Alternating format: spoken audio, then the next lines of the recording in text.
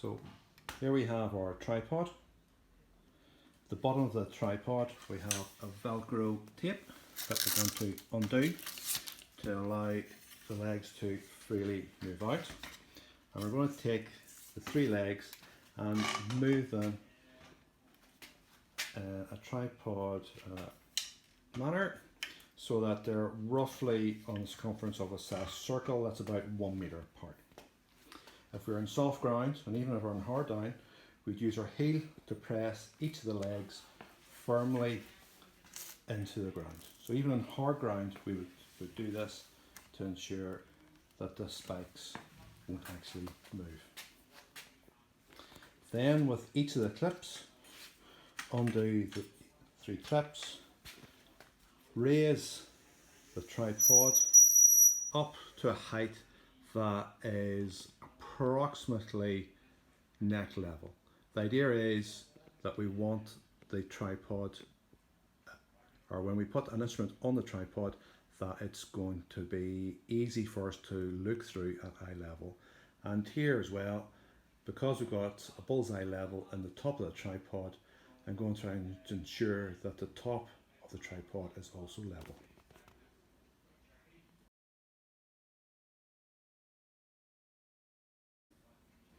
Once our tripod is set up and it's level, we're going to take the level from the box and we're going to offer it up and tighten it down using the nut that's in the tripod, offering it up into the thread that's in the base of the level, and we're going to tighten it up.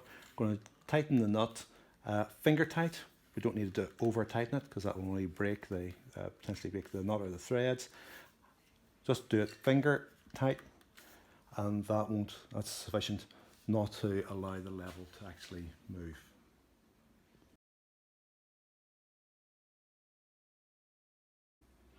Next thing is to get the level instrument itself flat or horizontal. Inside on the instrument itself there is another bullseye level, and what we have to ensure is that the bubble is within the circle.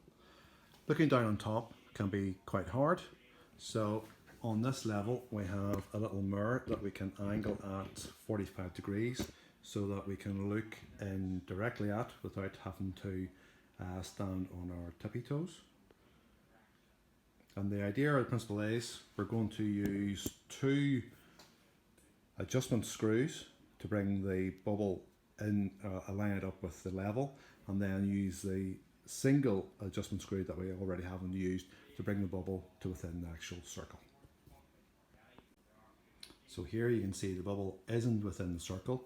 So we're going to use two adjustment screws, pick any two. We're going to work with these together, so either going to screw them in together or out together with our thumbs so that you can get the bubble to line up with the circle, as you can see.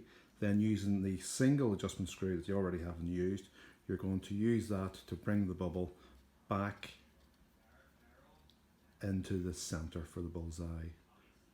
And bring that back and forth with a single one. Little fine adjust on these two together to bring it back, and we have it then perfectly in the center.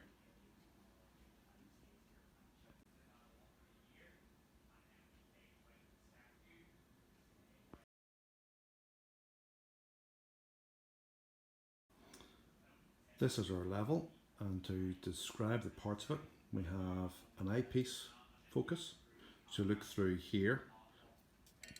At the other end we have our lens, so that's where you're actually going to be looking out through. There's an adjustment on the eyepiece for crosshairs, we'll talk about that. To focus at objects at distance, we're going to use this distance focus back and forth, so whilst looking through the eyepiece you can bring the staff or whatever item you're looking at into focus using this one. We've also another adjustment knob here, which is a horizontal adjust. So when we're doing the level, it'll move the level back and forth horizontally by small amounts so that you're able to get the crosshairs onto the staff. Around here we already have our bullseye level and a little mirror so we can get the instrument totally horizontal. And on top we've got two sights. We've got a single spike and 2 double spikes. We'll talk about that whenever we're setting up and targeting our level at a distance.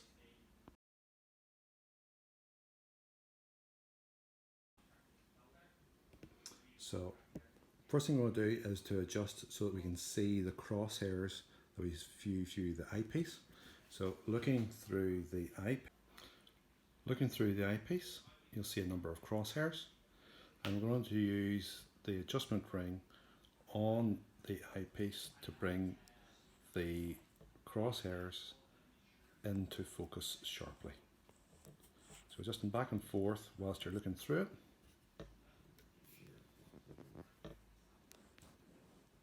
So that the crosshairs are nice and sharp whilst holding an A4 page in front of it. And it is the centre of these crosshairs we're going to use with the level to take a reading.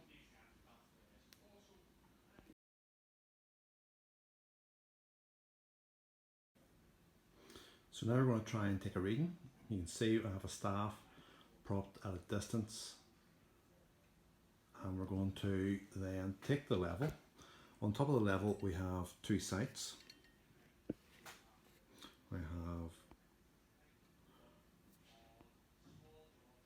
one here and another one here. So before you start to look through the eyepiece, what I want to do is to line the level up with the staff that's located at a distance. So you can see here, what I'm going to do is I want to try and get the first sight sitting in between the 2 sights and pointing in the direction we want to look. So that's the sight, the single sight sitting in between the 2 double sights. However, what we're going to do is we're going to turn that around so that it is now sitting, the single sight is sitting in between the double sight and also pointing towards the staff that's located at a distance. Now when we look through the eyepiece, we should be able to see the staff, and with distance focus we can bring it into our field of view.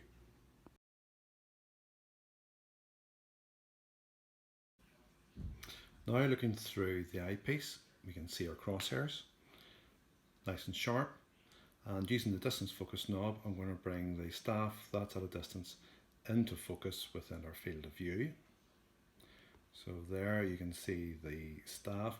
However, where it's currently located, the crosshairs in the centre is slightly off the staff, so I'm going to use the horizontal adjustment screws to bring the staff, the crosshairs, onto the measurement staff.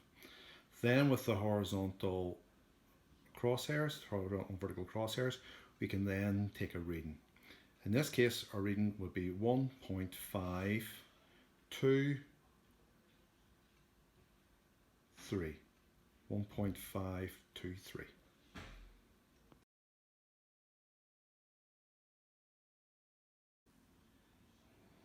So when holding the staff, you're going to hold your staff with the hand. Careful to keep your fingers off the face of the staff because you don't want to obscure any of the readings that are taken if you hold it like this. So hold it with one hand, fingers to either side to leave the face of the staff free so that the person with the level can take any readings. On the back you can see that there is a little bubble level, so the person holding the staff has to ensure that the bubble is within the circle to ensure that the staff is actually vertical. To open or close the staff, on the back of the staff itself is a little button, so you press that in and the staff itself will collapse down. Likewise, when you're taking readings, extend out the staff and you will hear a click whenever the staff is fully extended, and then you can level it up with the bubble so that a reading can be taken. You shouldn't need to do more than one extension for the readings that we're going to do in our exercise.